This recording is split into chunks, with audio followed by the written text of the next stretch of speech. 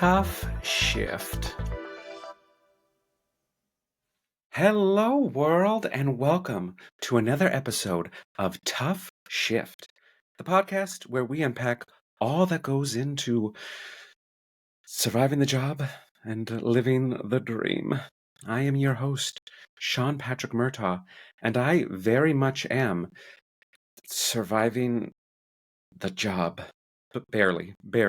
I mentioned last week that we would talk a little bit about how my job hunt is going. And that's what we're going to do. And I got to tell you, overall, it's been a humbling experience. And I say humbling because that's a nicer way for saying embarrassing. It has just been absolutely uh, awful that I have been looking so long for a new job to get me out of this current place that I find myself in, that I pay my bills with.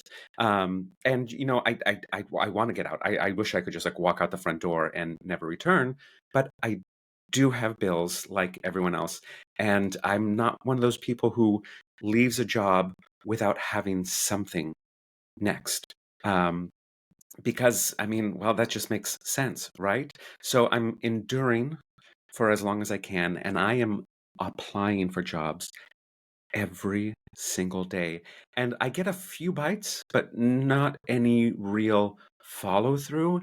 And it's kind of confusing and, like I said, humbling because I've been doing this for nearly 20 years. My resume, and to pat myself on the back, without any humility, because that's not needed here.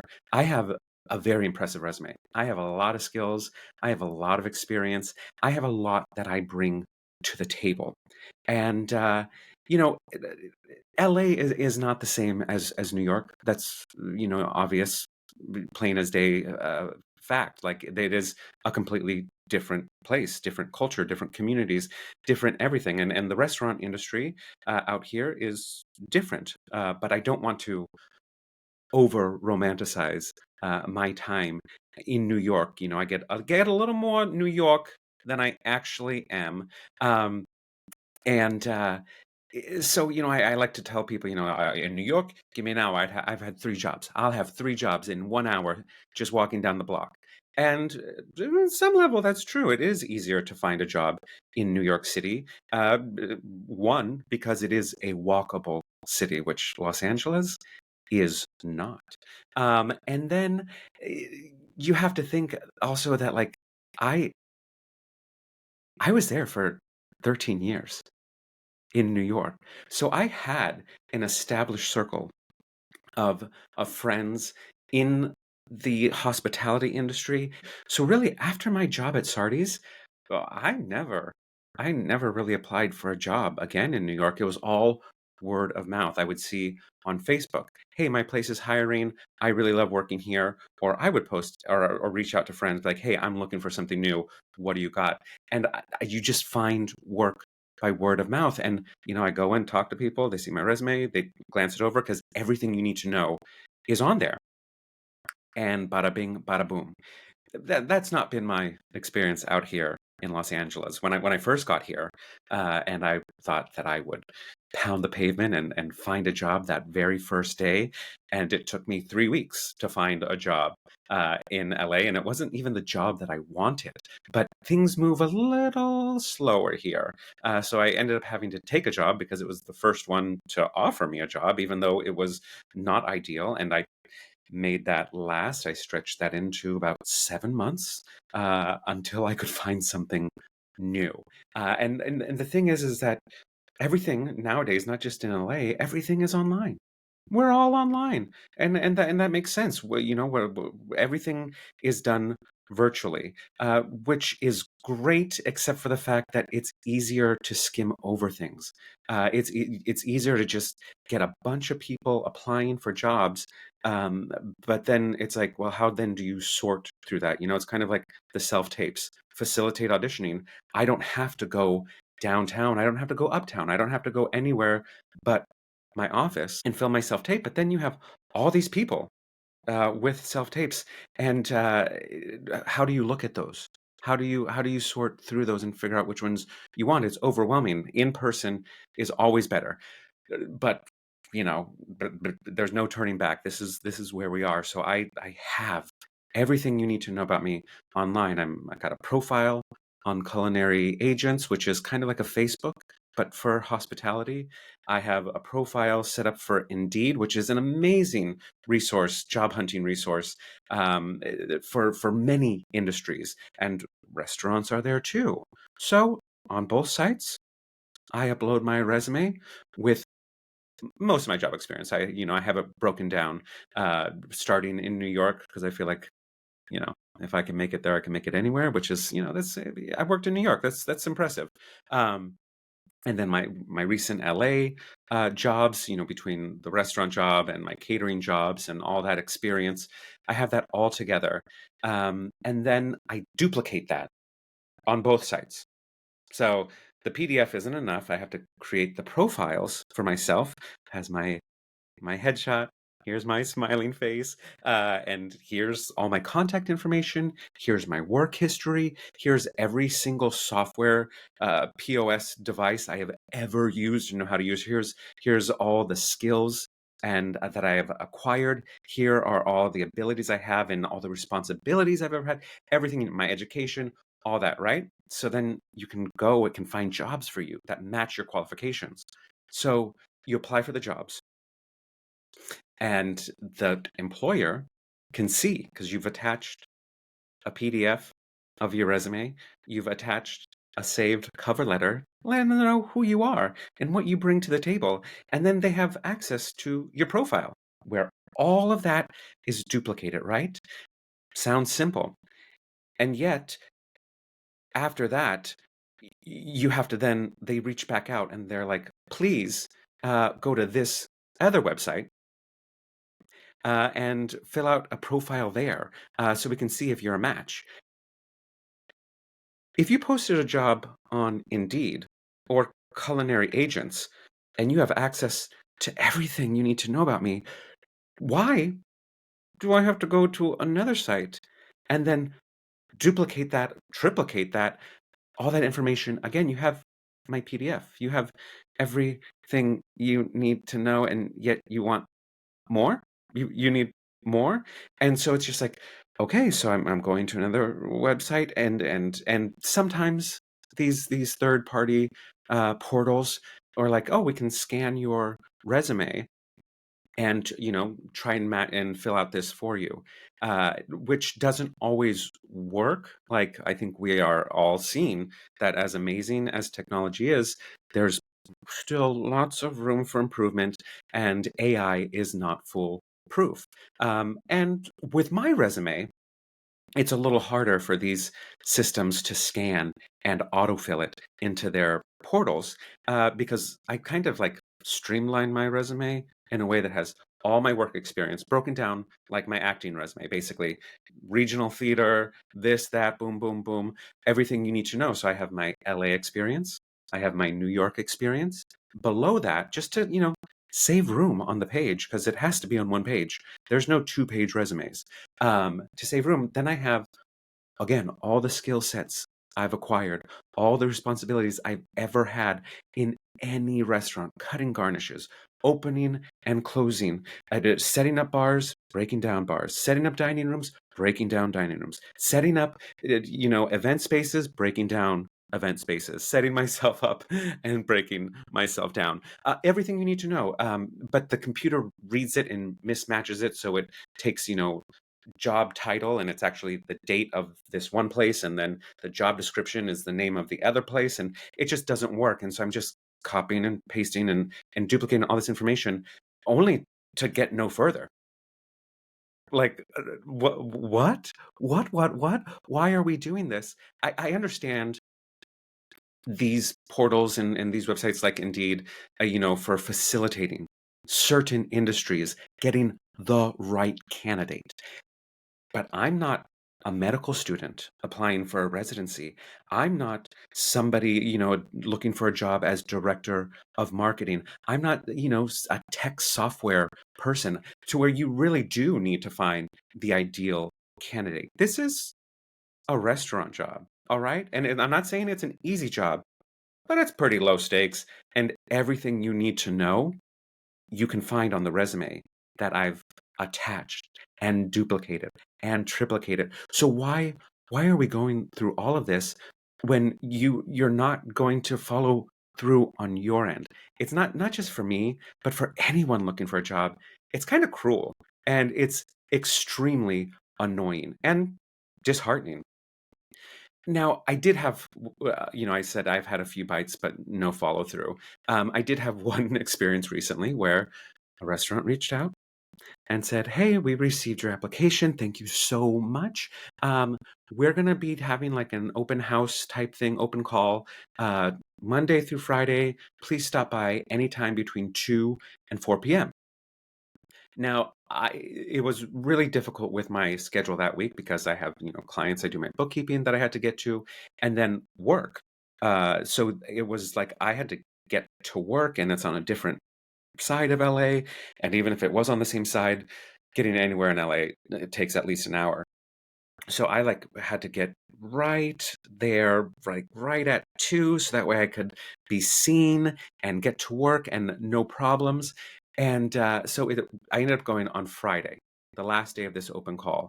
And I went right at 2, and it was in Culver City. It was raining, and the restaurant was impossible to find. Because it was like hidden in like this little mini shopping center. It was like above an Erewhon and a Phil's Coffee, but you really couldn't tell that it existed from the street because you didn't know there was anything above these spaces. And so I'm just like walking in a circle and had to like look up, and finally I found it. And let me tell you, this place is beautiful. It looks like some sort of lodge in Tahoe that you would just want to have like a nice Manhattan at, maybe a steak warm up by the fire. Absolutely beautiful, but difficult to find. And it was raining, and I had to park a mile away because it's downtown Culver City, baby, and that's how it goes. So I get in there, and it's packed, which is a great sign, a really good sign. A place that's packed at the end of a lunch shift. I'd like to work there. And so I make my way to the host stand and I introduce myself to the host that was on duty. And I said, "Hi, my name is Sean Patrick Murtagh. I was told to stop by for an interview with a physical copy of my resume." Which they have already attached. They have a PDF of it already, but on file, whatever. I show up and he takes my resume and he says, "Thank you so much. So we're just collecting resumes right now, and we're gonna, call you back and decide which candidates we want to move forward with for an interview." Are you fucking kidding me? I drove to Culver City in the rain, walked in the rain.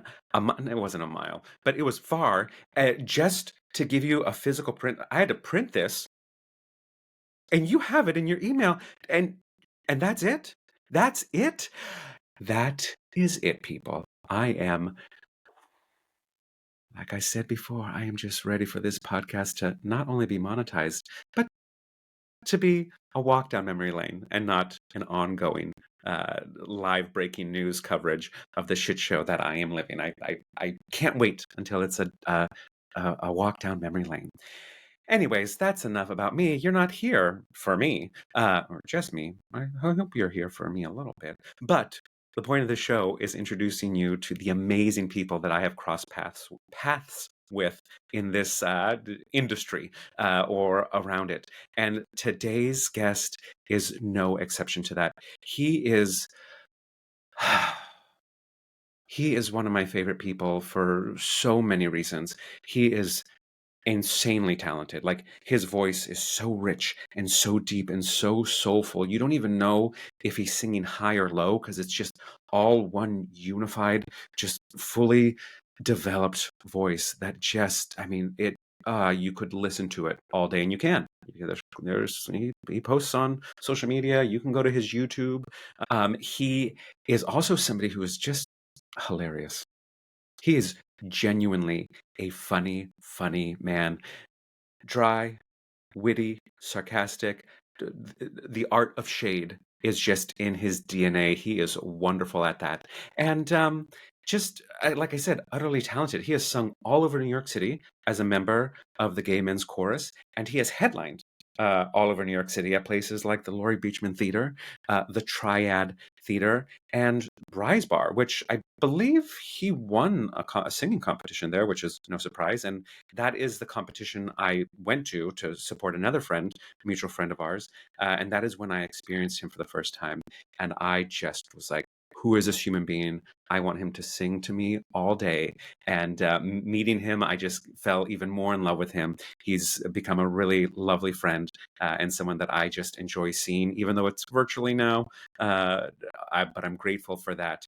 And I do have to read you his little bio that he sent me because he's just hilarious. I usually take these bios and kind of make my own introduction for them, but this is his humor. So, in his words, I started out in hospitality in 2001 because I needed a summer job.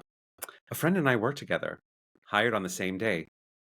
See, it used to be like that at Bob Evans.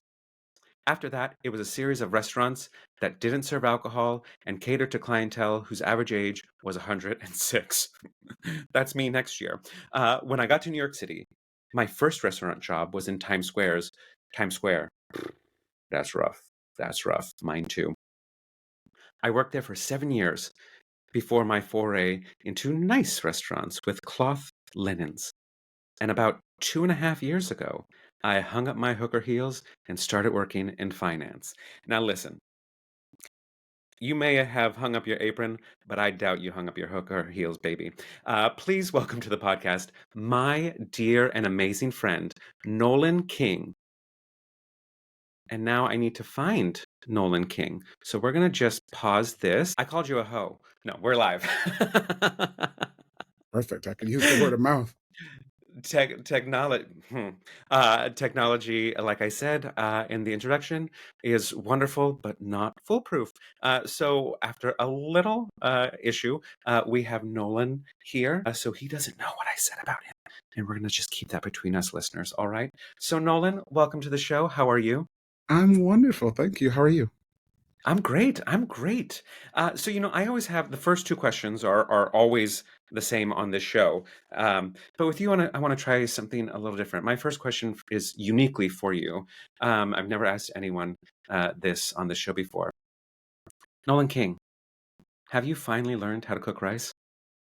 That is so embarrassing. I cannot believe you are putting this out there. I told you that in confidence. And no, I have not. But luckily, there's a Chinese food restaurant directly under my new apartment. So I buy rice there a lot. There we go. And I'm just a text away. So when you need the instructions again, I am right here. Ladies and gentlemen, that is called an inside joke. If you Venmo me $10, I will I will tell you the story, and I'll give him five for every Perfect. 10 I get. Welcome to the show. You are somebody, like I said in my introduction, that you didn't hear, that I adore. I think the world of you, and I'm so glad that we have the internet to keep us in touch, because you are not only insanely hilarious, but you are insanely talented, and it is wonderful to be able to still experience your journey. But before we get to that journey of who you are and where you came from as a performer and what you've accomplished, I want to know, Nolan King, what was your gateway job into the hospitality industry? Gosh, this is such a good question. It was a Bob Evans down on the farm, honey, back in Bay City, Michigan. Michigan. All right. I know they put up the hand, right? You gotta, They like, didn't. where in Michigan are you from? There we Right go. here, Bay City. It's actually where Madonna's from. Same, Oh, like, same town. interesting. Yeah. And so, what was your experience like? Where I know I gave a little bit of it away in the introduction. What was your experience like working at Bob Evans, and how did it suck you into this pretty long run in the industry? It was a very long run in the industry. I really desperately, I think what it was that I wanted was a cell phone. And my mom was like, I'm not buying you a cell phone. If you'd like a cell phone, you can get a job. So I was like, kind of, what am I going to do? Right. So I applied first to work at another restaurant as a dishwasher. It lasted for like 30 seconds. And then I applied to work at Bob Evans as a server right now. In my hometown, it had been open for about 7 years at the time. And they had the same staff since they opened. You know, when you open a restaurant, right, you hire so many people and then, Yeah. kind of weed out the extra excess weight, and so to speak. So then I applied because they had an opening. So I was probably 17, 18 years old, and the next person closest in age to me was probably 35. Oh, And these wow. women were, I mean, they were career waitresses, the whole smoking in the break room while someone else was watching your section sort of deal. But there was a woman there, Monique, who was the best. She took me under her wing the first day. She was like, listen, you do not answer to these other waitresses. You answer specifically to whatever the managers were. Two of the names I can't remember. Maureen, I loved. She has since passed away. And she's like, that is who you answer to. So when they tell you to do anything that doesn't feel like it's your job, tell them, I don't work for you. And if they have a problem with that, you send them to me. And so that was like my intro. And she also told me the very first thing you need to know when you start any job, read the handbook. She's like, the rules are there. So you can learn all sorts of things just from reading the handbook that you can later use. And I've done that in every job I've ever had, which is amazing because there are things that they are there, but no one's going to tell you that, you can take 2 days off with one occurrence when you call out sort of deal. And that was just something that I learned from her, which is great. I love that you had your first job, because we talk about here, there's baptism by fire. We're thrown into so many situations and not always pleasant. But you had somebody like a mentor looking out for you. And obviously, it's no secret that gay men worship and adore our divas. But, the divas aren't just limited to who we see on stage and screen. We have real life divas. And as somebody, I always talk about the Salvadorian women who raised me, my village of tias and my abuela, who really are the strong, powerful women that shaped me, and especially who I am as a grown, fully realized, gay, fabulous person. And it makes so much sense. And it's that time when like, this is my first job and I'm about to be in the world, and you have this wonderful human being who was like, and this is how you're going to get through it, and these are lessons you can take with you for the rest of your life, in and out of the restaurant. What was her name? Her name was Monique. She was fantastic. She had these gorgeous long nails, always a fresh manicure. Her hair was always flawless. She had a son that was my age. And if I had to guess, I would have guessed she was probably 25. And she was like, girl, I have kids your age. I'm like, oh, she looked so good. She was fantastic. All I right, think about her a lot. Monique. Yeah, she Oh was my great. God, I love her just from hearing about her. So thank you for keeping her spirit going wherever she is, and introducing her kindness and her heart to me and to our listeners today. Um, Now, we love Monique. We're grateful for Monique. And now let's let's dish the dirt. All Let's right. talk about My a favorite. tough shift. A tough shift, an awful nightmare type of a day that you've experienced working in hospitality that just kind of stays with you, that lives in infamy in your heart and mind. And you're like, God, I really hate this job. Do you have a war story to share with us? I do. I have two. One of them is very brief, but I will get to Yeah. that. I imagine we'll do some sort of portion on bad customers, right? Later. Yeah, we can do it. Yeah. Okay, Yes, great. please. I have two. First one is just you could not even imagine it. Actually, no, I have three. I'm going to tell you the other one first. Bob Evans is first. That's not where I was headed before. Now I'm going to start there. Maureen, who we loved, my friend Jane. Jane hired in when I was away doing a show, and all the girls were like, "You're gonna hate her. You're gonna hate her. You're gonna hate her." And I get back, and she and I are exactly the same. I'm like, "Oh, so they hate me too?" Because she was like speaking directly to myself, which was very great. Way to find She's out you don't like me. exactly very that, but she is probably she's 10 years older than me. I'd say I was 18, I think, when she started, so she's at the time I was 28. And I get there the first day, and she and I hit it off. And so the way the restaurant was set up, usually there would be four servers on one side on non-smoking and four servers on smoking. And then as they cut down, there'd be four on one side, then three on one side. They'd cut someone from non-smoking, then they'd cut down, three and three, and then three and two. But non-smoking was always had less servers on it because there were less smokers theoretically than there were non-smokers. And so One night, Jane and I convinced Maureen to cut the floor so early. She was like, I will cut the floor and we'll leave just you two on if you'd like. But I don't want, no, two of us on one side, three on the other. And she was like, it's too early to cut, but I will cut it, but I don't want to hear any lip from you if we get busy. I'm not helping you do anything because you're getting on my nerves. So I'm going to cut because I don't want to hear your mouth anymore. No sooner than the girl that had been working with us walked out the door, a bus pulls up to Bob Evans.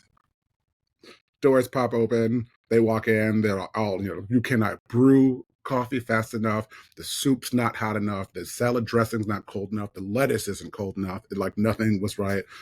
We had already started dumping the iced tea because it was slow. We were like, oh, we'll just use the iced tea from the other side, blah, blah, blah, blah, blah. We got rocked so hard. We couldn't keep up. But Maureen standing there, knowing that we won't ask for help, but wanting us to ask for help so she could say no. And so after we got through, and I mean, Bob Evans is turn and burn, just like any other sort of restaurant like that, especially in a group. They're on a bus tour going to some casino somewhere. As soon as they left, it looked like a bomb had gone off on outside the restaurant. We looked at one another and looked at Maureen and we're like, huh, is it ever going to get busy in here tonight? And she just rolled her eyes and went into the office. And later that night, she was like, you actually handled it like pros, but I will not cut the floor again like that because I could not bear to watch you do that to yourselves. And we didn't get any complaints. We made great money, but it was torturous. And we did it to ourselves, which just makes it that much worse.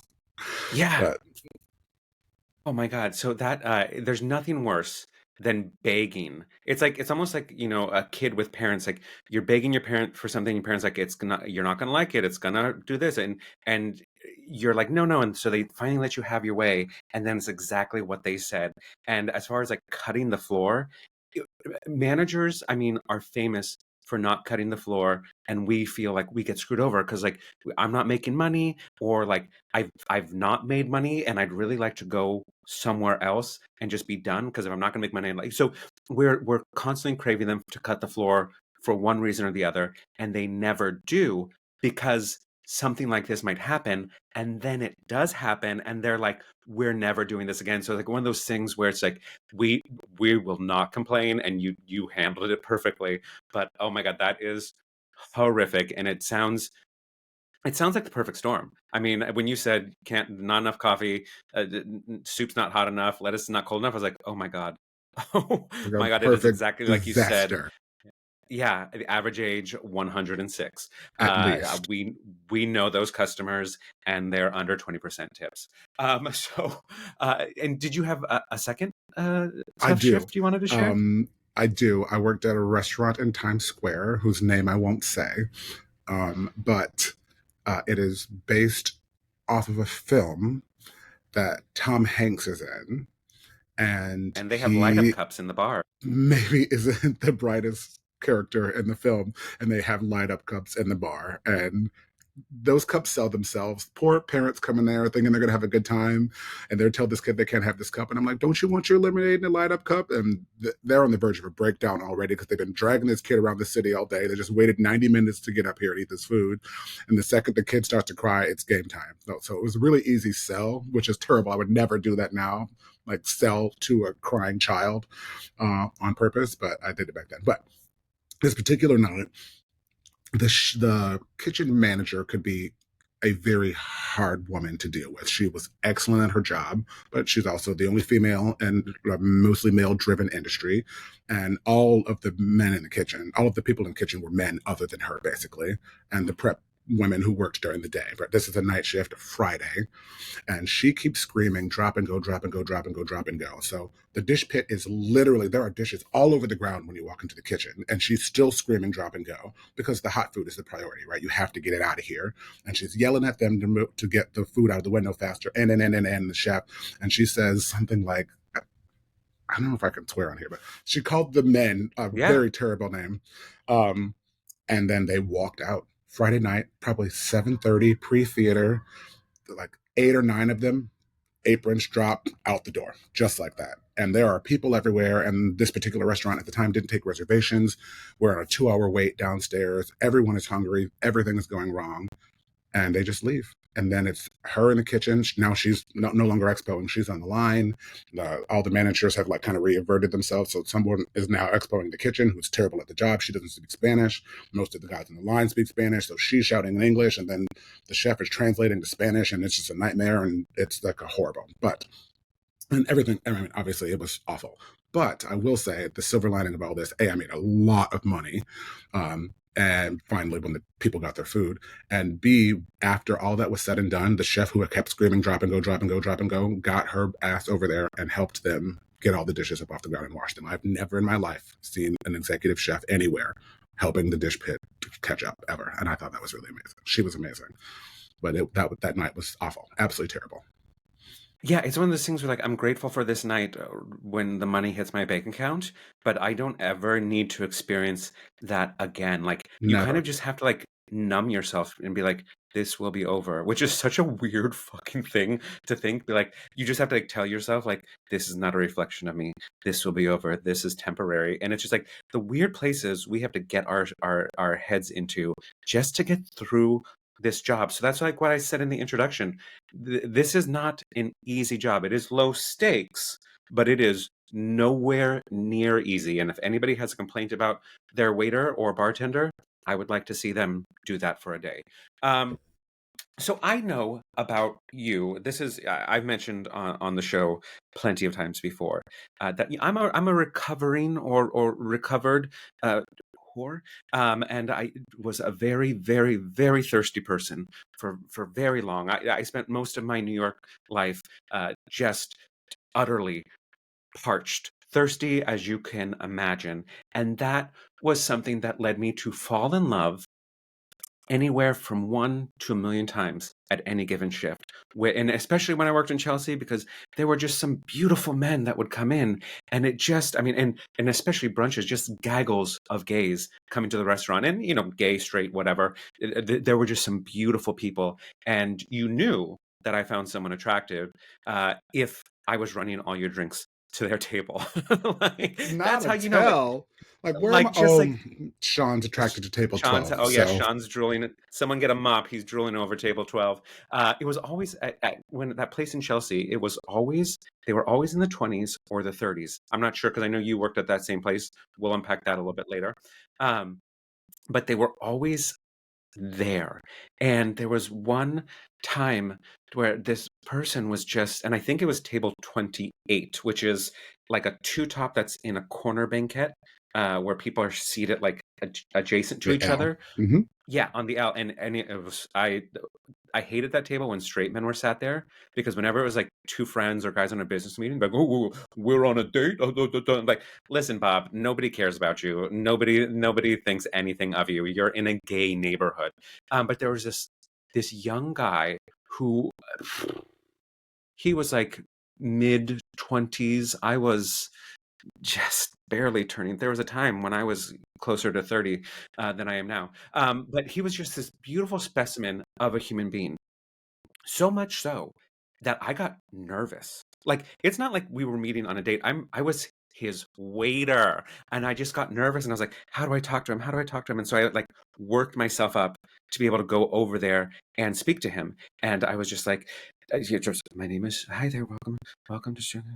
My name is, and I was just like, tell me that, just get over there and say it. And so I'm, you know, what is the word? I'm, getting myself into it, and I get to the table, and before I could utter what I had rehearsed, just to get the words out of my mouth, he looks up with a big old smile and says, "Hey, how are you doing?" But my brain wasn't ready for him to talk to me and see that beautiful smile of his, and so I was like starting to say what I was gonna say, but then I'm like, but he asked me, so would I embarrassingly so, I responded to him, Habaduba.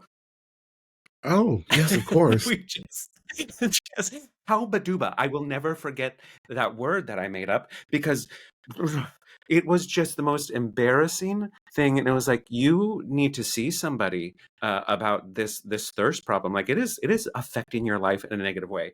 Um, and I know you as somebody who appreciates the male form and specimen as much as I do. Not calling you thirsty, but I know you like to drink water every now and then. Um, have you had experiences either with guests, with coworkers, anybody with work husbands, work boyfriends, anything you want to unpack there that was either embarrassing or memorable? And if you dated a coworker, we definitely want to unpack that. Oh, okay. I've never. That's a lie. I'm not talking about whether or not I've dated a coworker, but I did. So that we'll leave that there. Perfect. Oddly, the men that were the most attractive to me in any restaurant I've ever worked in were that same restaurant. Was that same restaurant in Chelsea? I don't know. I mean, obviously it's Chelsea, but even still, it was just ridiculous. I cannot believe I'm going to say this right now. I started an Instagram account of attractive men, anonymous me, like me taking pictures of men anonymously. Um, and most of those photos were taken in that restaurant because the men there were so unbelievably attractive. So it inspired me in a way, which I know is way inappropriate, but whatever. It's done now. I do it, so whatever. It's But over. having said that, there, the embarrassing thing is there's a chef that works there who is still there, um, who is just stunning. Spanish speaking. You'll know who I'm talking about. Been there I do know forever. because you've texted me about him. Oh, yes. So I was always hitting on him. He's definitely straight. Um, I was always hitting on him, and he's got that megawatt smile. But one day I was wearing this teardrop, like a there's no other way to nothing else to call it, a blouse for all intents and purposes, with like a keyhole here, and I was Hmm. walking up the stairs as he was walking down the stairs, and he like looked down and licked his lips, and I'm like, "What are you looking at my Christmas cookies?" And he was very embarrassed, and I actually just thought it was very funny. But cut to like maybe 2 months later, my mom comes to town, and I had been telling her that he was very attractive, and it's my birthday. We're eating in the restaurant. Me and my mom and my cousin and like one of my oldest friends from home. They've come in. A bunch of my local friends here. We're having dinner outside. It's beautiful. He comes out to bring the dessert at the end and meet my family, etc. And my mom, who is not even a flirtatious or forward woman in any way, which I don't know how I'm related to her, she looks up at him, immediately starts hitting on him, and he like sits down and wraps his arm around her. And my mom's like, "You are young. How you're like my son's age?" And he's a little older than me, but not much. And then she asks him if he's married, and he hesitates. And I'm like, before he lies to you, yes, he is married. Yes, he is. Yes, he is. And then he With looks at me kids. with kids, and then he looks at me and he says, "Oh, wow, I thought we shared a moment, and now here you are throwing me under the bus." My mom then says, "What moment?" Now I have to tell her he's looking down my blouse. You know what she said? If I had known I'd have worn that same blouse here tonight. That was mortifying, but very, very, very funny. So that's like God bless your mom. That's she's quick. I mean, I'm quick. So that we are definitely related in that aspect, but she's not flirty at all. I don't exactly. know what was going on there. I took a picture of No, them together, and every time she's in town, she's like, "Let's go see so and so." I'm like, "I'm not taking you to see that married man, but we go because I want to see him too." because and the thing is about him is he's very much um not to say stereotypical, and if you're watching and listening, please don't come for me. I am half Central American. I can say this. But he definitely embodies the stereotype or the archetype of that Latin lover, the suave, debonair, He all that. Like oozes it, charm. It's he oozes charm. ridiculous. It doesn't matter if you're a man, a woman, any gender. He He is can't a turn it off. flirt. He And he does is. he when you said he licked his lips, I'm like, I know that because you're asking it for about an allergy for a table, and he'll just like stop and look at you and lick his lips, and he's Yeah, like, I'm like, what are "Well, you doing? Could you let's just talk tell about me the if there are chimichurri." legumes I'm in like, here or "Yeah, let's not? talk about the Yes. chimichurri." Let's talk about it. We can talk about any damn thing you want. I think I'm going there for dinner tonight, actually. God, but please tell him I said hello and give him Well, little actually, if his schedule lips. doesn't change, he doesn't Um, work Fridays and Saturdays, I think. that is so funny, and I forgot you told me this story about your mom, and God bless her, and God bless that chef for For real. doing what he does to keep Keep the gaze of Chelsea thirsty. So Yes, okay, you very that. brought this up. This wasn't on my sheet for you today, but let's bring it up because we've worked at the same place, and we've also both worked in Times Square together. We've had that pre-theater crowd. Let's talk bad customers because at the place we worked at together, there were some of my favorite regulars come from that spot. And some of my least favorite regulars, I'm talking about you, Mario, also comes from that spot. There's also and I'm not sure if all these people still go there, but there was that really, really good looking French real estate guy who is just like the biggest tool, and he like brings in a different date every day. Yeah, Uh, he's so gross. I Well, he did when I was I there. can I cannot stand that man. He is just so gross. And just I mean, so let's unpack like let's talk about bad customers and like what makes a bad customer for you and who do you want to dish the dirt on today? Oh, so this is great. I've got so many, and my favorite thing. All of my stories end with them being terrible customers, but also then me clapping back because I have a rule. Like, if you want to go there, I no longer care about you tipping me because I can play the same game and I will go get my manager for you at the end when this is all said and done because it doesn't matter to me. I'm not losing my job, but I'm also not losing myself and my dignity for you to talk down to me for 90 minutes. It's just not something that I'm willing to do. So I'll run through the list. My favorite one, should I say my favorite one first or last? Last, I think, right? Yeah, yeah. Let's So my I worked in this restaurant, steakhouse, and it's near the Wicked Theater, and there are caricatures all over the wall. And at the time, there were multiple locations. I worked at this one first, and a man was really terrible. And I have this game that I play also. If you can get one person at the table on your side, it doesn't matter what happens after that. Like, you just direct all of your good energy to that person and all your negative energy elsewhere, and they will kind of handle everything else for you at the table. So I found my person right away, and then there this a-hole the whole time. He was nasty and rude and kept making all these jokes, and I don't laugh if it's not funny, period. I'm not giving that part of myself away to you. I'm not laughing. I'm not humoring you. That's not what you're paying me for. So he asks me, are you having a bad day? And I'm like, no, why do you ask? And he says, because you're not laughing. I'm like, oh, I just don't think you're funny. The table lost it. They thought it was so great. He was completely miserable. The rest of the meal, he was nasty, of course. End of the meal, he was like, well, the joke's on you. I'm the one that's paying. And I said, joke's on you. I already gave him the bill. He's already paid. It was so great. The guy that was on my side went to the restroom early on, and he's like, I'm going to take this off your hands right now. Here's my card. Do not let him pay because he's going to take it out on you. We think you're great. This is the way he always is. And my question is, then why are you in a restaurant with him? Because I have a friend that's Yes, crappy in a restaurant, and I know that. We just won't go to a restaurant.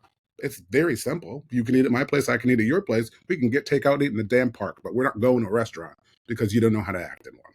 That's it. because you don't know how to act, and then it ends up costing me more money because I know you're going to leave a bad tip, and I can't do that. I So can't do then I that. have to. It is so awful, and it's just I'm always surprised when people that just have uh, no shame that they act that way in front of friends. They act that way even on dates. I think on dates It's the it's worst. better for them to see it.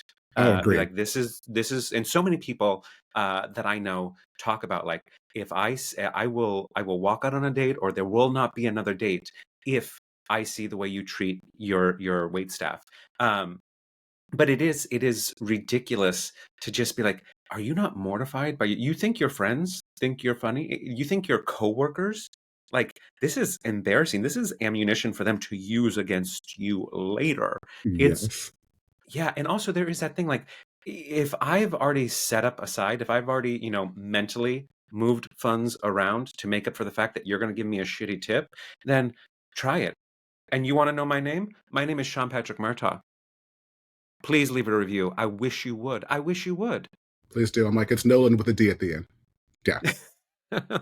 Don't misspell it, please. Please don't Whatever misspell you it. do, I will put this on my wall behind me with all my memorabilia.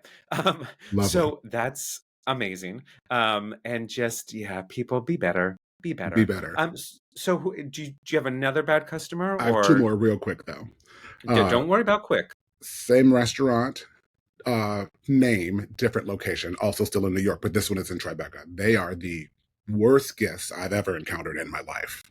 So my very first day there, I am assistant general manager at the time. Yes, assistant general manager. I just started my first day in this location. Phone rings. I answer. I say, "Hi, it's Nolan. This is such and such restaurant. Hey, I'd like to place a to-go order. Do you think you're capable of getting it right, or shall I speak to Chris?" Now, Chris is the general manager, so you've decided to bypass everyone here so that the general manager can take your to-go order. So he's like, "Do you think you can get it right, or should I speak to the general manager?" I said, "Please hold, Chris. Phone's for you." No, I can't get it right. I'm an idiot. So he orders his food. He comes to pick it up, and he is this schlubby, nasty, hideous man. His wife is delightful. Yeah. And he says to me, just so you're aware, I guess you or who I was speaking to on the phone, I kind of run this place because I know the owners. And I said, just so you're aware, I know the owners too. And I don't care. He said, "Oh, the last person who had your job, I got fired." I said, "If you can get me fired, I don't need this job." Because I haven't even met you, and this is the way you introduce yourself to me. "Hi, I'm Mark." I won't say his last name. He's an attorney here in the city. Last thing we need is for him to be on either of our cases. That's why And I just so, say Mario. I don't say yeah, my least favorite customer. I just say Mario. That's all we yeah, need to know. could be anybody. Could be So anybody yeah, that lives in he Chelsea. was he was the worst, and he would call all the time. He called on Super Bowl Sunday wanting to get 100 chicken wings delivered to a Super Bowl party. Now, we didn't even sell chicken wings, but we did sell them for Super Bowl. But you had to order them in advance because we have to order them into the restaurant to make them for you. You don't order them day of, an hour before your party. And he's throwing this big old fit, and he's going to call the owner. And I'm like, "Great, you got a pen? I'll give you his number." I don't care. We still don't have them. That's the point. I'm like, we don't have them in house. So you calling him isn't going to make any difference. They're not here. That's it. So that's Yeah. what it is. So he was a jerk. Now, the last one is my favorite, and I'll make it sort of fast. This kitschy restaurant that I worked in that I was talking about before, the Tom Hanks restaurant, that Yeah. he's not even affiliated with in any way. Um, this woman comes in and sits down with her husband and two kids. Husband is a smoke show. I mean, talk about thirsting. I was in heaven. It's 900 degrees in the restaurant. The AC is broken. It never worked ever. Everything is wrong. The beer glasses are warm. The restaurant is hot as hell. The food comes out. The salad comes out after the entree. It's like nothing is going right for this table, which is kind of irrelevant. But at the beginning of the meal, she says to me, "I would like a Heineken Light." And I say, "Oh, I'm so sorry, we don't have a Heineken Light, but we do have 30 other beers from which you can choose." That are And on she's the like, menu in "Well, front of you. yeah." And she says, "Well, this coaster says you have Heineken Light." And I pick it up and I'm like, "Well, this coaster is just a promotional item. Like they want us to sell Heineken Light. Also, it doesn't say we have Heineken Light. It just says Heineken Light." And then she says to me, straight faced, "This is an outrage." And all I can think is like, lady, world hunger is an outrage. Not having Yeah. your beer, but having 30 other options is not an outrage. And then she says to me, "This is ludicrous. What are you planning to do about it?" I said, "I can see that this Heineken Light thing has really upset you, so let me be clear." Now, next to her, there is a sign with a clown face on it, and one of his teeth are blacked out, and he's got like a big red wig. He looks like a clown, right? And it says, "Funhouse tickets, 25 cents." And I look her square in her face and I say, "Just so that there's no confusion for later, we also now charge more than 25 cents to get into the funhouse." Sean, you would have thought I slapped her across the face. She was so angry. She wanted my manager who was on duty. She wanted the name and phone number of the general manager because she had never been so disrespected in her life. Meanwhile, her husband is about to pee himself. He's laughing so hard. He's like, he's got a point. Like, pick another beer, babe.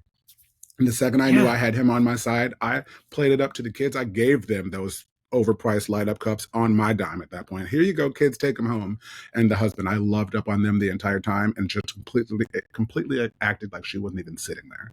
When they left, the husband palmed me a 50. He was like, "She's always nasty and no one ever puts her in her place." And again, I think, why are you in a restaurant with her? Why did you marry her? Like, you had to have eaten in a restaurant with her before you married her, right? Like, you know that this is a sort of behavior. Like, are your children going to behave this way in a restaurant someday? Because You know so what? God bless her. My abuelita used to say in situations like that, when it was like, I don't get how you're with this person. She would say, "Tal vez la tiene de oro," which means maybe it's made of gold, and you know what she's inferring to. It would have to be at that point, right? That's really funny. My great grandmother used to say maybe it's dipped in gold. Say obviously the Yeah, same concept, but yeah. she was usually insulting men. So there you go. That's absolutely hilarious. Hey there, just checking in. I hope you're enjoying this episode so far. And if you are, why not leave us a 5-star review and a comment or two wherever you're listening to this from? And don't forget to follow us on social media at TUFF SHIFT Podcast. That's TUFF Shift Podcast. Everywhere. Literally everywhere. And just a reminder, gratuities not included, but tips are always welcome. And you can find our virtual tip jar at tuffshiftpodcast.com. That's TUFF Shift Podcast.com. All right, back to the show. And now I want to hear. Let's end this section on your favorite type of My customer or favorite customer. same restaurant. I used to serve this couple all the time, and they came in every Friday night. They lived in Jersey, and they would come in, and their big date night out was always on Fridays. They had a teenage daughter that I had never met, and they talked about her all the time. Her name was Crystal. She actually, well, later in the story, I'll get to her, but they would come in and request me. They needed nothing. They were just like, we just want the same thing we always get. Keep the beers come in and flow in. We're just happy to be out and enjoying our lives in the city, and we just wanted to see you because you make us feel special. Eventually, they brought their daughter in. I loved her. When she graduated high school and was looking for a job in the city, I got her in with us, and she worked with me, and I just loved them. She ended up marrying one of my really good friends. Her family is really great. We're still in touch. They were absolutely spectacular. My two other favorite guests, a man walked in with his daughter, big family from Queens, and they order a bunch of drinks. And I come back to the table, and his daughter, whose birthday it is, she's turning 16, is drinking his alcoholic beverage. Now, at the time, we served an alcoholic version and a non-alcoholic version of the same drink. And the only distinction was if it had alcohol in it, they put lime wedges or lemon wedges in it. And if it was for a kid, it was lemon wheels. So that's how we could distinguish when we went up to the bar, which was alcoholic and non-alcoholic. So I walk back and they've swapped, and she's drinking his. And so I'm like, hey, this particular restaurant does this silly thing where they ask you trivia questions about the movie, about the idiot. And I say, we're going to play some trivia. And the man says, we absolutely are not going to play any trivia unless we win prizes. I said, the prize is I'm going to let your 16-year-old daughter drink that alcoholic beverage that you ordered. He was like, what's the first question? They came in every month, every single time they ever came, whether it was him and 2 people or him and 17 people, they always tipped me $300, period, right out the door. He would walk up and hand me $300 immediately at the top of the meal and then tip on the check, but $300 bills immediately. He was like, I love this guy. He's the best. He was really great. I ended up going to his daughter's wedding. They got married in Florida. It was awesome. Them I really liked a lot. But my all-time favorite were these women, 2 grown women and 16 teenage girls from North Carolina. I'm talking the higher the hair, the closer to God. These women were great. I walk up and this woman says to me, listen, sugar, I am the only one who has been to New York before. I have been dragging these bitches around this city for the last 5 days. I want you to bring me a beer every 15 minutes until I look like I'm going to pass out, and then bring me one every 20. Do I make myself clear? I said, you could not be more clear, ma'am. And like clockwork, at like 13 minutes, she'd be like, please tell me my beer's on its way. I'm like, it's coming. I already rang it in. It's It was coming. so great. Yes. Coors Light. She was drinking Coors Light in a can. She had the option of can, bottle, or draft, and she chose a can. And she probably had easily 10 of them in the time that they were there for dinner. And she was amazing. I only ever saw her once. I love that. And I love the tourists that that is that is a source of pride that I'm the one that's been here to New York, and you do actually, it's easy to make fun of that, but you do actually need that if you're coming from out of New York and you've never been there. It is just, I mean, that's why I hate walking on 8th Avenue, because it's everyone's first day on earth. It is everyone's first day on earth. And it's just there's a Sex in the City for a cross. And then they see a pigeon and they stop, and it's like, it's a fucking pigeon. There's one on your foot. Stop stopping. I have auditions to get to. So speaking of auditions, I Hold want to before you just get there. One more yes, I just thought about. I had this big table in the eight top, and the host was like, "I can't see you. I can't see you. I can't see you because I don't have anybody to put there." And it's the same restaurant. I said, "You can put a two top there because I can make more money in a two top than an empty table." then an So empty instead, table. I come back and there are eight people there, and the host stops me and says, "Hey, those are four two tops that I pulled out of line who have agreed to sit at a table together." Now, communal tables weren't really a thing then, and they certainly were not a thing in this restaurant. They just sat there. Yeah, Turns out they were amazing. Turns out one of these couples had been talking online for like 6 months, and this was their first time meeting in person. They met at this restaurant in the lobby downstairs, and then they ended up sitting with these people, these six other or three other couples, and they said that it was really helpful to have them there because they were all getting to know one another and chatting rather than the pressure of the first face to face yeah. meeting. They were great. We got invited. They ended up getting married. We went to their wedding. It was in Virginia somewhere. I can't remember now, but I went and the other three couples went. It was kind of amazing. And the host that sat them in my section officiated the ceremony. That was badass. I can't believe I didn't think of that one first. That was amazing. Well, that is, I mean, for all, again, the namesake of this podcast, for how horrific and how, like, just horrendous it can be to work in here and to deal with these people and to deal with the people you've mentioned. There are moments like this that you can't, like, I hate the, oh, we're a family here. It's like, no, no, I'll choose who my family is. And you do get that with certain guests that just become like, I mean, at the place we worked at together, I'm not sure if they still went there when you were working there, Petra and Ron. I absolutely love those human beings with I all do my remember heart and soul. Petra. His name Ron? Yeah, Petra definitely still went there when I was there. Oh, she is just, I mean, so much a part. I love them, and you do have these moments like celebrated milestone birthdays with them, grieved with them, all in this Sure. restaurant.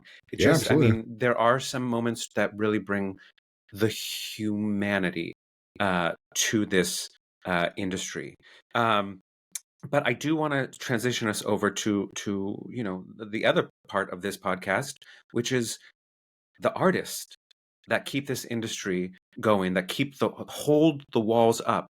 So tell us about you, the artist. I mentioned I sang your praises. I know you weren't online when I was singing your praises about just what a rich, beautiful, seamless, and seemingly effortless voice you have.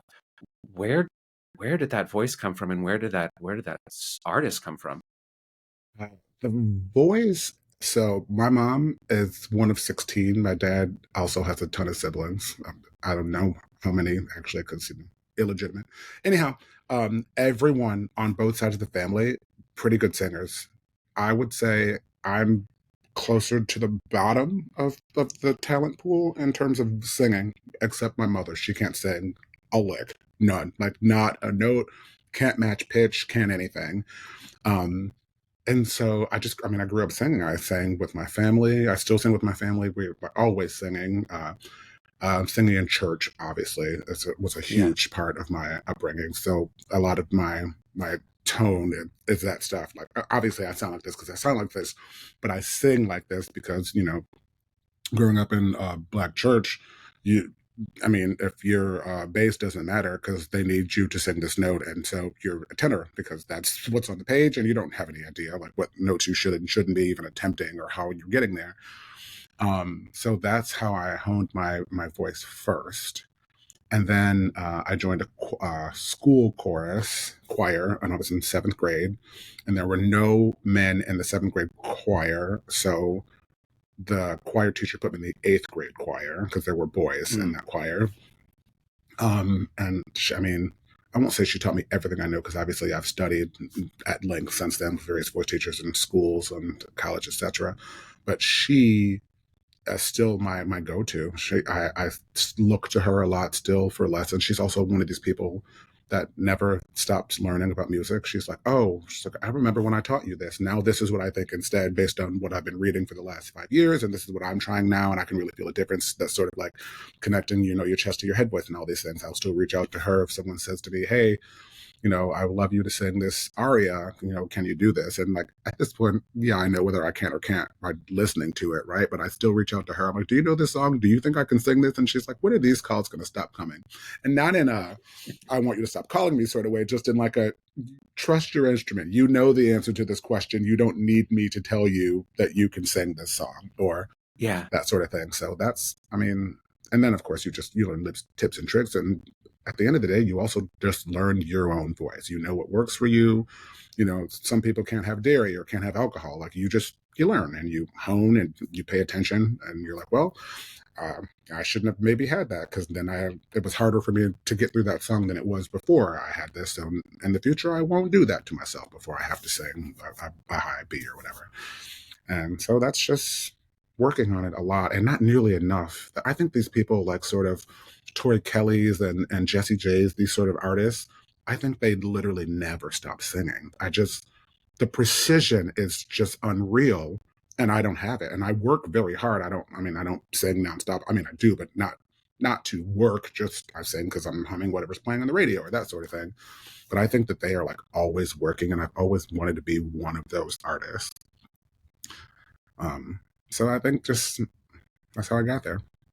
Interesting, because I just like I said, it is just effortless and quite an experience. And I met you during the Rise competition back in 2017, which I don't remember. You won that one, right? I did win that one, You yes. did win, and so you got a fully produced show at Did. Rise, and that was such a fun moment in time for me because I was kind of, I was 2017. I was I arrived in 10, so that was my seventh year in New York, and I was kind of in an in-between place. So I wasn't going to as many auditions because I was feeling a little burnt out by the industry and by the city and all that. And so I stepped back, and our friend Carly was in this competition with you. And Tuesday, Thursday, whatever night it was, and it started late. Fantastic. And I am 105 years old, and which is late for me. But at that point in my career in New York City, I did not leave the house to get to a show that started at 11 or whenever it 11 started. p.m. Yeah, 11.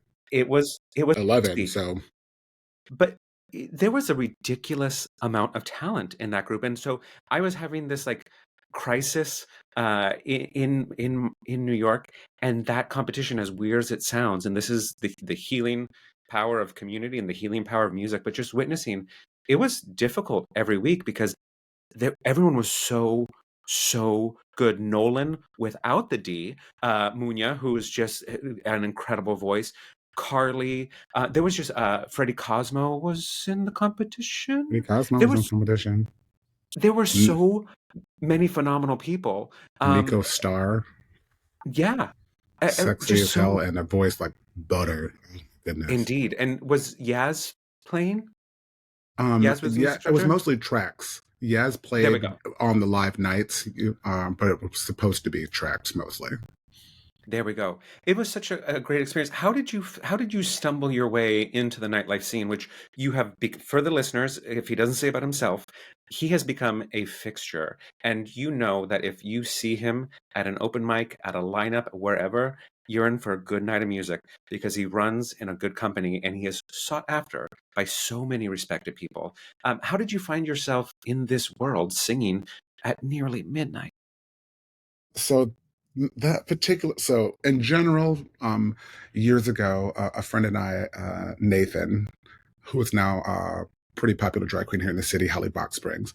We worked Friday nights and Saturday mornings. And I don't know how we ended up with that schedule, but on Saturday nights, we would work all day and then we would go drinking and have dinner or whatever, and then go to Uncle Charlie's, this piano bar on the east side, and where I met this pianist Will who played there, and we would just go every Saturday like clockwork. I would say for probably years and years and years. So there, I met a person who was pretty well connected, and she'd be like, "You should go sing at this bar with me. You should go sing at this bar with me." And so I just started going with her, and again, community, right? And as artists, as we just when you find your community, especially as a musician, you kind of you travel in packs. So um, that competition at Rise, she and I went there with my roommate at the time to sing karaoke. So when we signed up to sing, we didn't know that they were holding auditions for this Rise competition. At the end of the night is when they were like, okay, well, we'll let you know next week if you're in the competition. And we're like, what competition? And they were like, that's what the auditions were for tonight. Like, they just assumed we had seen it on social media. I'm like, I'm not following Rise Bar on Instagram, which is funny because now I definitely am. But at the time, I was like, I'm not following a bar on Instagram. If you want to drink, you go to Flaming Saddles. Obviously, we're not animals. Um, Yeah, exactly. and so we just did. And so when they called us or emailed, I think, to say that I had made it into the competition, I told my roommate, I'm not doing this. And he was like, I think you should do it. So you can win, I think it was $1,000 or $1,500. And he's like, and you get to do a show there. And I'm like, if I do this, your ass is coming every Tuesday. I'm not going there alone to do this competition. And so, I mean, because community and artists, I would just be like, hey, come and drink with me and support me and root for me and vote for me. And I mean, not to discount my talent anyway, I am a great singer, but also that competition was largely based on friends voting. I mean, there were judges and their votes carried more weight technically, but it was also, I mean, it's a bar, right? So their bottom line is to get people in the door. So if they get 12 people to this competition and everyone brings people to see them, everyone wins, right? Like, the singers are having a good time, the friends are having a good time, the bar's making money. So that's how I got started there. Now, to your point about, it's going to be a good group of people if I'm out. That's very funny because last night I went to an open mic, which I go out to a lot of them, not as many as I'd like anymore because now I work days. And at the end of the night, I was like, there were so many talented people in the room, but my table was chef's kiss. The people that I invited out last night, and I mean, I invited them because I wanted them to go and I want to hear them sing and I want to sing and enjoy them and, share their space. But I didn't curate like, oh, these are going to be the best singers in the room. I just happened to travel with people who were freakishly talented, yourself included. And so we Thank just you. ate down last night. It was a good night. It was really lovely. But I did notice last night, I'm like, I have really talented friends. Yeah. I And just do. it's nice because again, like attracts like, and you can recognize in other people, and it just naturally happens, and you build. Like I mentioned in the introduction, the communities that I created in New York, or not necessarily created, cultivated, whatever, both in hospitality and in performing, and sometimes they overlapped, and some people were completely separate. Um, but it is, you do learn, and it's just natural. It's a natural evolution of, we get along, we work well together, and all of a sudden we're just hanging out. And you also, I mean, you still sing with the Gay Men's Chorus in New I York? do. I joined a year and a half ago. I've wanted to join, no joke, probably 15, 16, 17 years. And I was like, oh, the time commitment's going to be really, really, going to be a lot. And choir teacher that I was talking about before, I was in Michigan visiting her, I guess 2 years ago at this point. And she said, have you still not auditioned for the chorus? And I said, I haven't. The time commitment. And she said, how much time is it? And I stopped and I said, I actually have no idea. I've just been assuming it's going to be a lot of time. She's like, do me a favor. Look and see the time commitment so that then you'll know it's too much time or you'll know that it's not. So I said, I will look immediately when I go home. I go home. I'm in Michigan at the time visiting my mom and seeing her, the choir teacher. I log in and the audition, it turns out the rehearsal process is once a week, by the way, Mondays from 7 to 10, and then one Saturday a month. But the auditions for that particular year are that day, but I'm in Michigan. And the audition, I was like, well, that's odd that it's today. So I put it in my calendar for the fall auditions and I wrote her and I said, time commitment is minimal. Thank you for telling me that it was today. I'm going to audition the fall. Day of the audition, I had the last appointment at some college in the Bronx at 9:55 p.m. on a Wednesday. And I'm laying in bed after work. I'm like, I'm not doing this. I absolutely refuse to get dressed and go join this chorus. I'll wait till next year. And I get a text message from my choir teacher's son. And it says, Mom says break a leg tonight at the audition. I got my ass up and got dressed and went. And I sang, they said, what are you going to sing? I said, do you want music or no music? They said, it's up to you. He said, can you sing some gospel music? I said, sure. I asked the pianist to give me a C major 7 chord, and I sang a gospel song called I Won't Complain. And the director gave me nothing.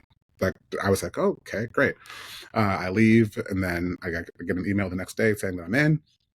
And then the very first rehearsal, he told me that the second I sang the very first note, he knew I was in. He was like, I was blown away. He's like, I had a lot of good auditions, but he was like, it's the end of the night. I'm tired. I've heard, 3,000 singers today, belting Billy Joel, Elton John, to the gills. And he's like, but no nuance. There's just like great voices with no sort of anything behind it. And he's like, and the second you started singing, I like relaxed into myself and I knew that you were in. He was like, I just hoped that you'd be willing to sing baritone because I didn't need any more tenors. Well, that's the thing, and it happens in musical theater too, to where it's like all these people, and especially in a gay chorus, everyone is fighting for tenor one, and it's like, sir, you're a Not me. bass. So I everyone, don't so even want to sing they second tenor, but yes, it is a they thing for but they sure. need people, whether it's in the gay men's chorus, whether it's in a Broadway show, whatever you're auditioning for, they need people to not just they'll if they want to see how high you can sing, and maybe they'll need you to sing a high B, they'll vocalize you up there. The 100%. nuance was the hardest thing for, I mean, myself included, to learn that it's not about just showing off the highest note I can sing today and screaming in your face. We want a story. And even in it's not a Broadway show, it's a chorus. Like the chorus still has to take Tell a the story. audience on a journey. Because And otherwise, what the so hell are we doing? exactly, exactly. That's amazing, and it's such a tight-knit group. I know so many people in that gay men's chorus, and y'all are so tight and so supportive of each other.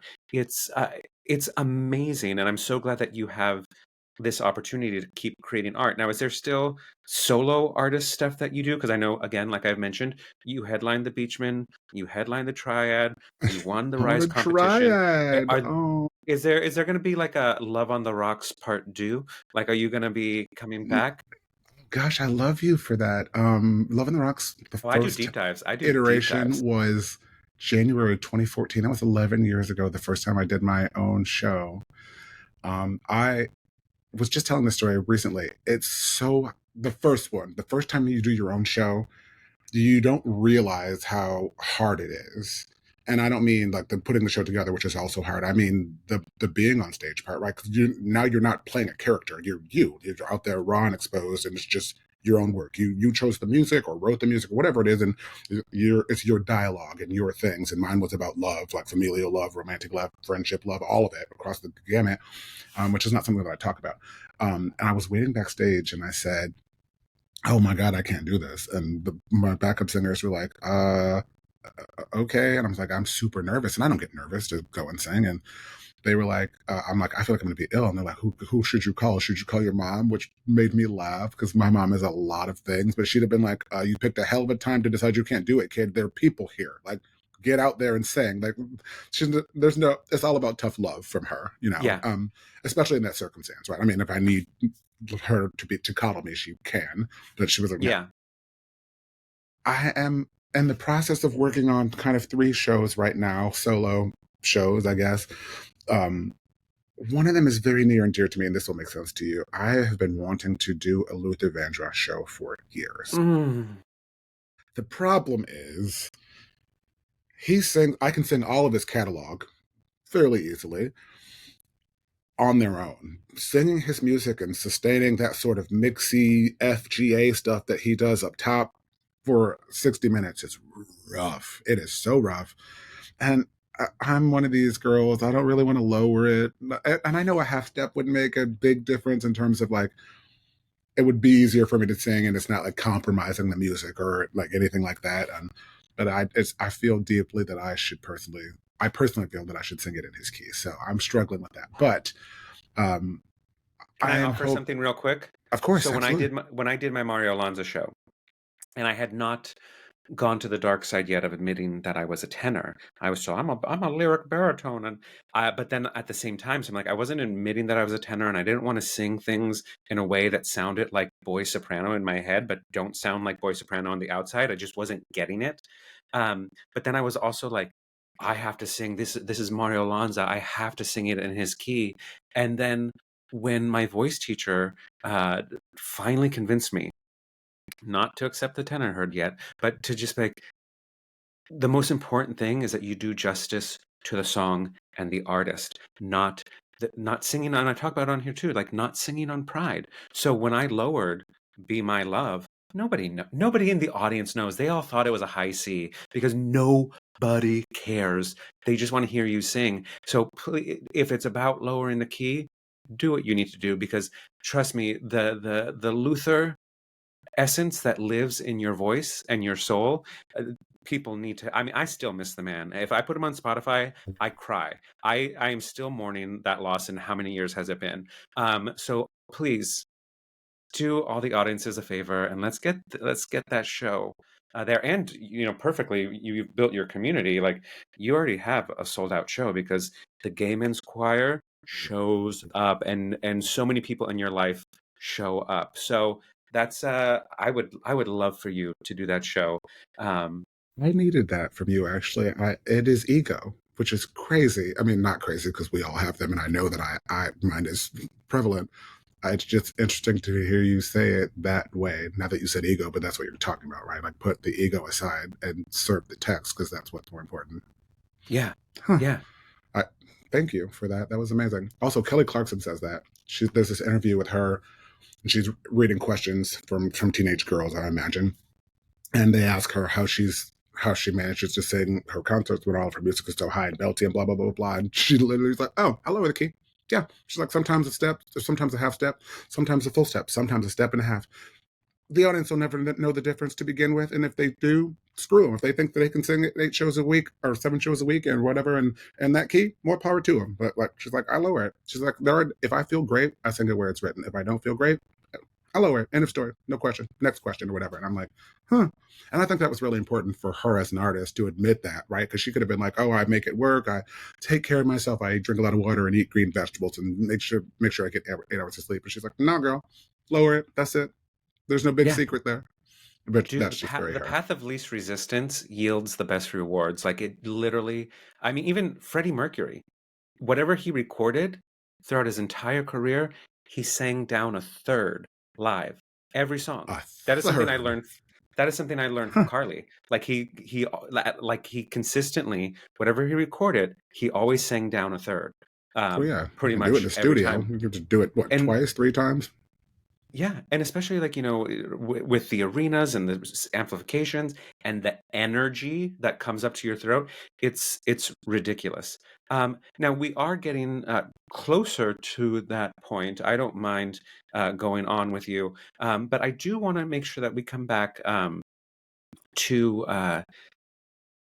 to you. I wanted to hit this point about when you knew it was time to leave this industry, when it because I'm ready, but I don't have a plan yet. So how did you what was the deciding factor in you hanging up your hooker heels, as you mentioned, and leaving this industry and moving on to something else? And how has that affected you as a person, but also as an artist? Has it opened up more for you? Would you please share that?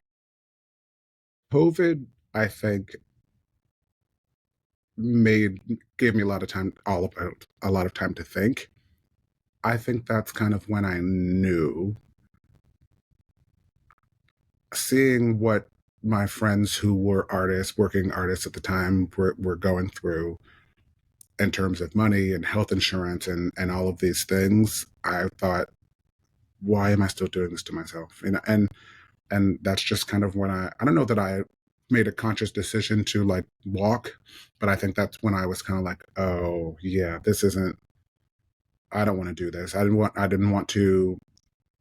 I'm fortunate enough that my mother has a home that I could move to if necessary, right? But I didn't Hmm. want to end up in a situation where I didn't have any money coming in or any of those things because I was an artist and the world was shut down, or I worked in hospitality and the world was shut down, or whatever the case might be.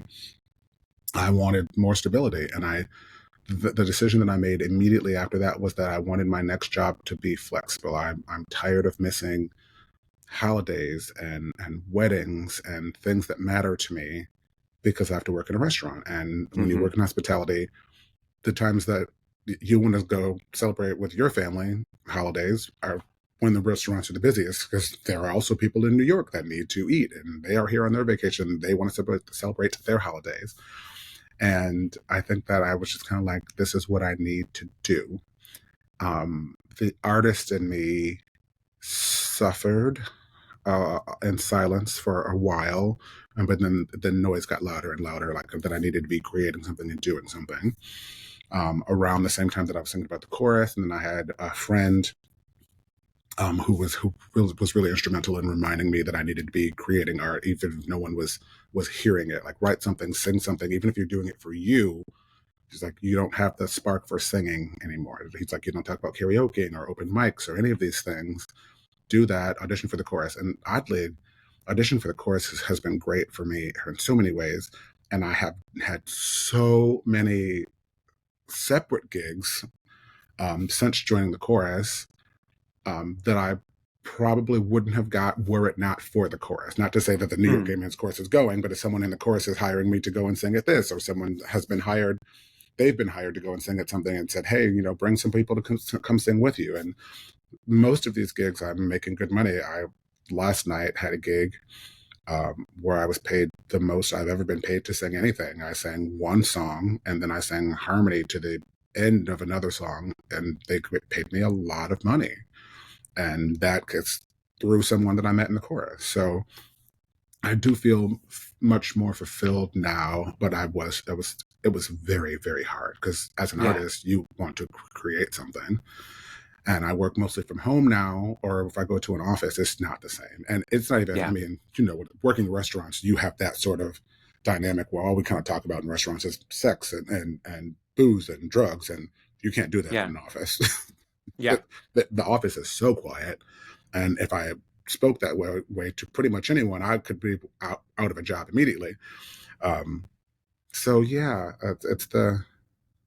I needed it for my soul, and I didn't realize it. And my mom did tell me as a kid that one of my teachers told her she could always tell when something was going on with me personally or at home in life, because I wasn't humming and singing when I was drawing and sketching and writing in class. So I'll be absent-mindedly, just we're coloring, and I'm still probably humming Luther Vandross, let's be real, as an 8-year-old, just like going through it here and now. And she just said that. She told my parents, like, keep an eye on that. That is his tell. If he's not feeling it, there's no music.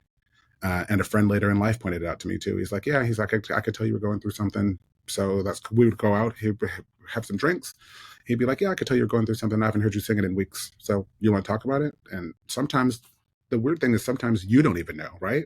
Until someone holds up a mirror like, hey girl, what's going on? Griff, he's the one that he pointed out to me. I miss him. He lives in Vegas now. Also a singer, great singer. But yeah, so I needed it. I needed the creative outlet, and I'm so happy that I got back there. And the chorus is insane. And to your point about us being supportive, we are. But there are also, don't misunderstand, there are still some mean girls. I will say this also randomly. A friend of mine was here for a concert. We went to a bar afterward with the chorus. He was at the bar ordering a cocktail, and the guy next to him was talking about me. And my friend was like, I was pulling off my rings to see what he was going to say about you in case I needed to snatch him up. And he wasn't. He was saying that he felt honored because I had just had a really big solo with the chorus. He was saying to his friends that had seen the concert, he was saying that he feels honored that he gets to be on stage singing behind me, which like tore me apart. That's an amazing thing to have another singer say about you, right? And what he was then saying to them, he said that he was jealous because the Black members of the chorus, we are tight, like tight. Also, like, you know what it's like being a minority. There are a lot less of us than there are of everyone else. But he was saying that he's white, and he was saying when he gets solos, the other guys would be like, why are you instead of me? Like, I didn't really think you sounded great. And that's one of those things that even if I thought that, I would never say that to anyone, much less the quiet part out loud. Right. And so he was saying that he finds it interesting because when one of us is auditioning for a solo, we're like, I'm on my feet, period. If you sound good, I want to throw a shoe at you. My hands are waving. I'm fully in. And like, I want the solo, you want the solo. It doesn't matter. Like, I'm rooting for you. I'm rooting for me because at the end of the day, if one of us wins, we all win. And also, it's not up to either of us. It's up to the director. So I could sound great. And that's the sound that I gave, the interpretation that I gave is not what he's looking for. So it doesn't matter. And he was saying that he thinks, and I think he would not say this now, but he kind of alluded to the fact that he thought it was easier for us to be supportive of one another. And I was like, yeah, but because it has to be. So there's a Well, flip comments side to your. comments like that kind of uh, validate or give reason to why groups of people, groups of minorities within these, even in being gay is not minority enough, it's not marginalized enough, because within the our gay queer umbrella, there are still treatment that we all know about people who don't look like everyone else. And there's a reason why Black gay men, Hispanic, Latino, Latinx gay men, Asian gay men, because they have a shared experience. And I find it interesting because I'm somebody of both worlds. So I am privy to conversations and to things like this gentleman says, where it's like the quiet part out loud. Like the other day I was at work and one of my dumb coworkers was listening to a very offensive podcast without any headphones out loud, and he turns around and he's like, you're only Irish and Mexican, right? And I was like, I mean, regardless, I still think it's a weird flex. I think it's a weird flex that you're listening to that content out loud. And there's a reason why we have to create safer spaces for ourselves. And this person's comments are just proof to why this has to exist. And unfortunately, they won't get it until they get it, if they ever get it at all. And keep enjoying life in the slow lane, sir. Well, is that offensive? I don't know. I didn't mean it that way, but either way, I said it. I'm not editing that out. That's what it is. So we're wrapping up here, and before we go, I want people to know where to find you, how to support you, how to uplift what you're doing, how to cheer you on, how to experience. Other than because if you don't say it, I'm going to say it. You can go listen on YouTube. You can find him on YouTube. Noland King. There's a different Noland King on YouTube who doesn't sing the same music, and I haven't heard him, and he's probably great. But I want you to hear my friend. Because you sing one of my favorite songs ever, and I'm ready for love. You can see that NDRE. video? I thought those were private. Mm, Oh, that's not funny. too private. I'm a I I'm a haven't, Scorpio with Google. I can find anything. A gay Scorpio with Google. I'm born to it's investigate. like the CIA.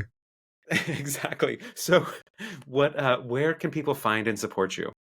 You can find and support me on Instagram. It is Noland King, or the King Nicely is the handle, I think. Oh God, I would love to tell you why I changed it someday. By the way, Sean, not on this podcast. It has to do with a man that I met at that restaurant. Anyway, a porn star that I met in that restaurant. Anyway, you can find me there. Also, support the New York City Gay Men's Chorus. That is fantastic. You can come and see some of our concerts. Not to brag, but I do usually have a solo. So you can hear me there. And I'll post about gigs and concerts there, and I'll post them on my own Instagram page. And yeah, come on out, check me out, check them out. If you like some good music, some good singing, our next concert, can I plug the concert here? Yeah, I feel like I can. Please plug the concert. Yeah. We have a concert coming up called Heal Me at the Disco. It is in June, like the 5th, 6th, 7th, 6th, 7th, 8th, whatever that weekend is, on Friday night, and 2 shows on Saturday. And it is at Skirball Center, which is by Washington Square Park. It is an NYU campus. It's got some great tunes. It's got some Janet Jackson, some Cher, some Sylvester, some Rihanna. It's got some really great stuff. Oh, Carry On, Martha Walsh. So good. It's got some great music, so check it out. Come on down. Yeah, no false advertising in the title there. It is Gay Men's Chorus, and that lineup tells you that, it's not like the Heineken Light. They're actually serving what they're delivering. They are, So, for sure. oh, I love it. And especially in June, just pump up that volume. And the last bit before we go is, bad news makes it bad. You've been a manager. Oh, we didn't talk about that. We're gonna have you back. I'm gonna have a theme show Okay. with managers, and so we'll Oh, I we'll have love like a little that. round table. So we'll have you back to talk about you going to the dark side, and becoming what you once hated. Um, Very that. So, very that. But before we go, how fast bad news travels, and how slow, if at all, good news is shared. So I like to, when I have an experience at work, when in rehearsals and whatever, or as a customer, when I experience something good, I like to go out of my way to let the people know that need to know what kind of an experience and what kind of people they have working for them, what kind of people they have working with them. So, who is somebody in your tenure, whether it be performing in hospitality, anywhere in your life, that has made a tough shift a little more bearable, and you would like to give them a shout out right here, right now? Oh, I love that. Also, a few years ago, a friend and I used to try to Yelp only about good experiences in restaurants to Mm, combat because people generally only used those things to complain. So we would make it a point to have good experiences, Yelp about them, and bad experiences we would kind of tell management, like, hey, service was a little spotty. We still tip them 20%, but like, make sure she knows that she should probably be off her phone and paying attention to her tables, that sort of deal. yeah, But anyhow, made a tough shift better. I think Shonda. I had a manager who I'm now very good friends with. She was always she was, and I didn't know it at the time, taking hits left and right for the servers. Just she was cutting the floor when they did one or two. She was staffing a little less when she thought we'd be able to handle it, sort of deal. And she just made bad shifts good. She yeah, was always positive, and which is very hard to do in hospitality. But she thought that it didn't serve any purpose for her to also let things get bogged down, and she shouldn't, right? Managers shouldn't, but oftentimes they do. She was the one for me. I would find her, and she had a way. If you're standing around and managers will say, "Oh, if you got time to lean, you got time to clean," or that sort of yeah, thing. She would say those things, but in a way that didn't feel like that. She'd be like, chat with you for a second. She'd be like, "Okay, let's get moving and get some things done around here." That very, very like casual thing. And she didn't say time to lean, time to clean, that sort of stupid stuff. Teamwork makes the dream work. She just would, chat with you for a second, and then you would like, "Hey, why don't we go do this together?" sort of deal. And then before you yeah. know it, you're doing it, and she's gone to find someone else that's also standing around. And I thought she was really good at that. And I mean, I don't have a lot of friends that were. I don't have a lot of friendships with my former managers, so that's a good one. She was great. Well, there you go. There you have it, Shonda. This episode is for you, and thank you for all that you do and all that you bring to this world. Clearly, this world needs more people like you. This has been another episode of Tough Shift, and just remember that tough shifts build character, and character is what brings your story to life. Take care. Tough Shift was created and hosted by Sean Patrick Murtagh. It was recorded on Riverside and distributed with Buzzsprout. Don't forget to leave us a 5-star review and maybe a comment or two. And remember, tough shifts build character, and character is what brings your story to life.